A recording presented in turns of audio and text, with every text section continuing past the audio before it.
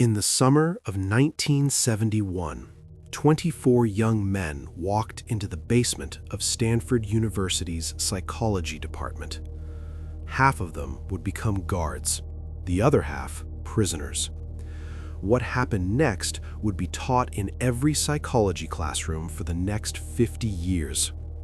Or at least, that's what you've been told. Welcome to The Unsaid. I'm your host, and today we're talking about one of the most famous experiments in psychology history. But here's what they don't teach you in those textbooks.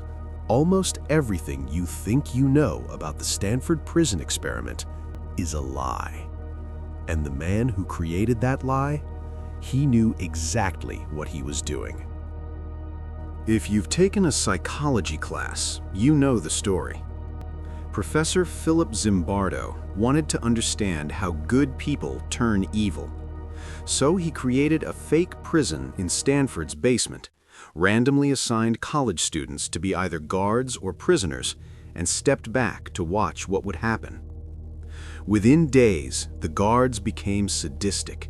They stripped prisoners naked, made them do push-ups, put bags over their heads, forced them into small closets.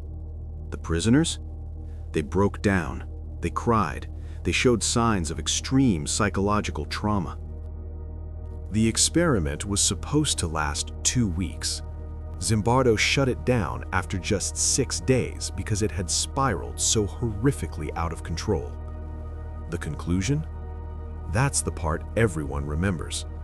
Put good people in a bad system and the system wins. Anyone can become a monster. We're all just one uniform away from tyranny. It's been used to explain everything. Abu Ghraib, the Holocaust, police brutality, why good people do nothing when they see injustice. It's in every intro psychology textbook. It's been cited in over 1,500 academic papers. There are movies about it, lectures, TED Talks. Philip Zimbardo became famous, a legend. The man who proved that evil isn't about bad apples, it's about bad barrels. But here's what nobody talks about. What if the guards weren't acting on their own? What if the prisoners weren't really breaking down? What if the whole thing was directed? In 2018, a French researcher named Thibault Letexier did something that should have been done decades ago. He went back to the original archives, the recordings, the notes, the interviews that were never published. And what he found was damning. The Stanford Prison Experiment wasn't an experiment. It was theater, and Zimbardo was the director. But before we get into what really happened, we need to understand something else, something darker. This wasn't just about one bad study. This was about a lie that became more powerful than the truth, a lie that people needed to believe. And that's what makes this story truly terrifying. Let's start with the guards. In the legend, they spontaneously became cruel. Nobody told them what to do, they just turned evil. Here's what actually happened. Before the experiment started, Zimbardo held a meeting with the guards, and we have the recording. He told them their job was to create feelings of fear, powerlessness, and frustration in the prisoners. He told them to take away their individuality. He explicitly said, "We're trying to create a situation where we have total power." One guard, Dave Eshelman, later admitted that he deliberately acted like the worst guard I could be because he thought that's what the experiment wanted. He modeled his behavior after a character from the movie Cool Hand Luke. He wasn't transformed by the situation, he was playing a role. And when guards didn't play along, when they were too nice, Zimbardo pulled them aside and pressured them to be tougher. This wasn't observation, this was direction. Now let's talk about the prisoners. The story says they had psychological breakdowns, that they were traumatized beyond repair. Here's what the archives show. One prisoner, Douglas Corpy, is famous for screaming, "I'm burning up inside, I want to get out," on camera.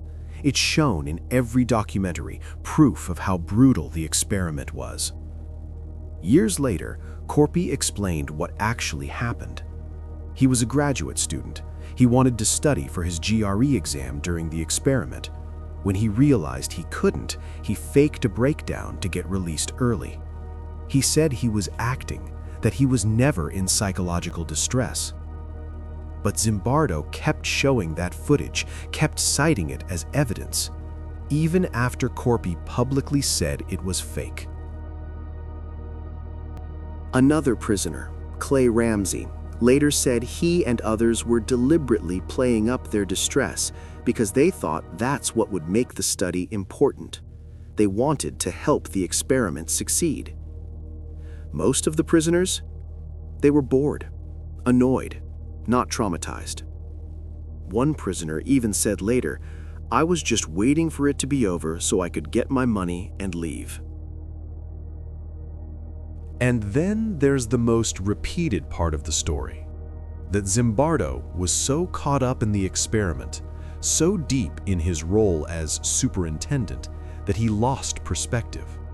That it took his girlfriend, Christina Maslach, to walk in and say, "What you're doing to these boys is terrible," before he finally saw what was happening and shut it down. It's told as this redemptive moment, love conquering evil, conscience breaking through. But here's what they don't tell you. By the time Maslach showed up, the experiment was already falling apart. Several prisoners had already left. The guards were tired and losing interest. Zimbardo was running out of time and money.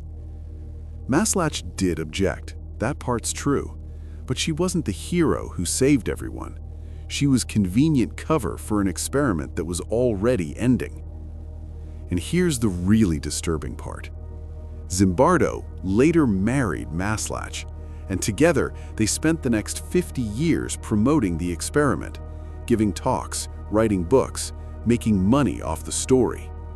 The woman who supposedly saw through the horror became part of selling it. So if almost none of it was real, why did everyone believe it? Here's the thing about the Stanford Prison Experiment. It's a great story. It's simple, it's dramatic, it has a clear moral.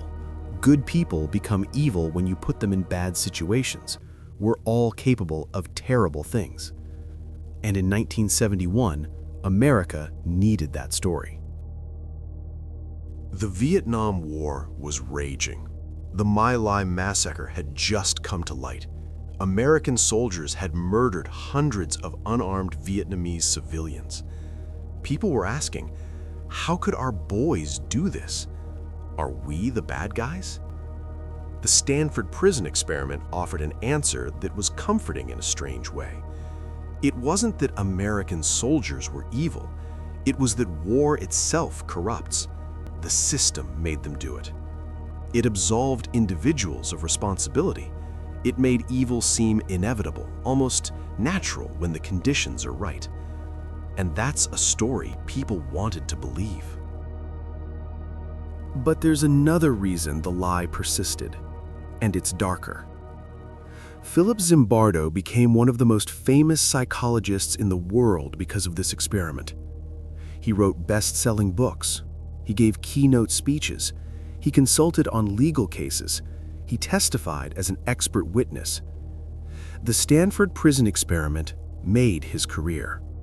And academia? They had no incentive to question it. It was cited in thousands of papers. It was taught in every introductory psychology course. Entire theories were built on top of it.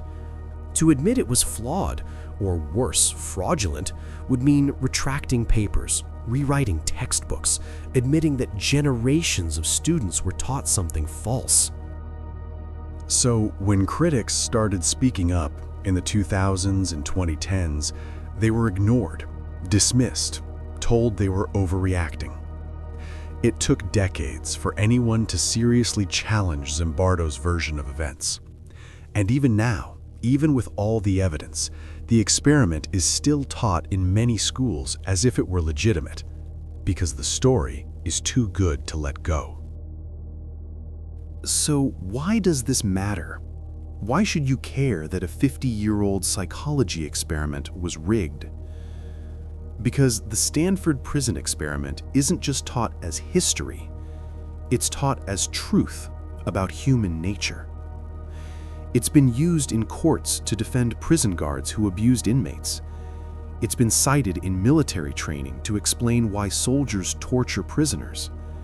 It's been used to argue that individuals shouldn't be held accountable for their actions in corrupt systems.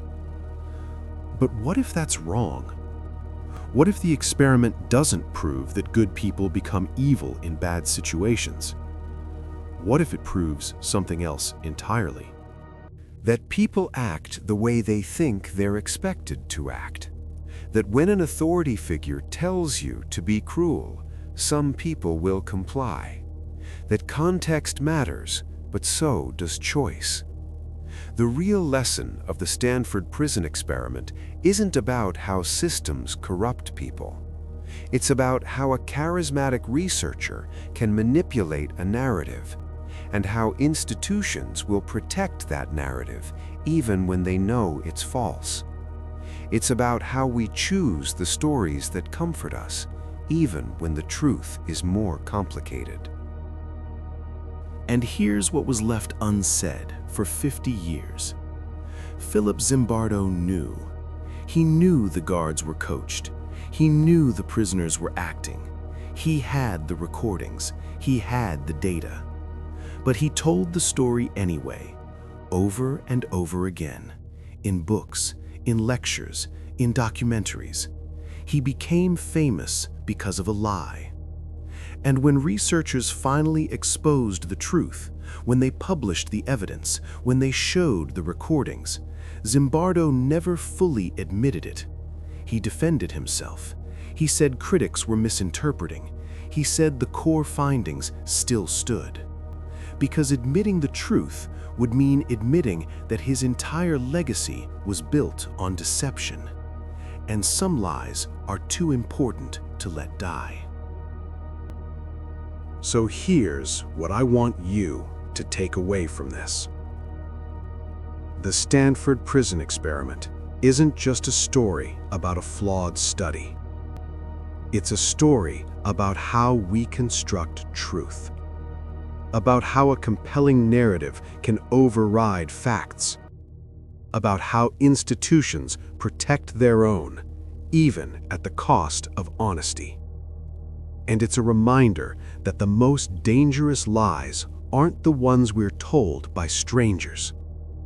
They're the ones we're told by people we trust. Teachers, professors, experts. The ones that sound true because they confirm what we already believe about the world. Philip Zimbardo spent 50 years telling a story about how good people become evil. But maybe the real lesson is how easy it is to manipulate people into believing a lie when that lie makes them feel better about the world. The truth about the Stanford Prison Experiment was always there, in the archives, in the recordings, in the testimonies. It just took 50 years for anyone to say it out loud. This has been The Unsaid. If you want to dive deeper into this story, I've linked sources in the description, including Thibault Letexier's original research and interviews with the actual participants. And if this made you question what else you've been taught, good. That's the point. Some truths stay buried because it's easier than facing them, but we're here to dig them up. Until next time, stay curious.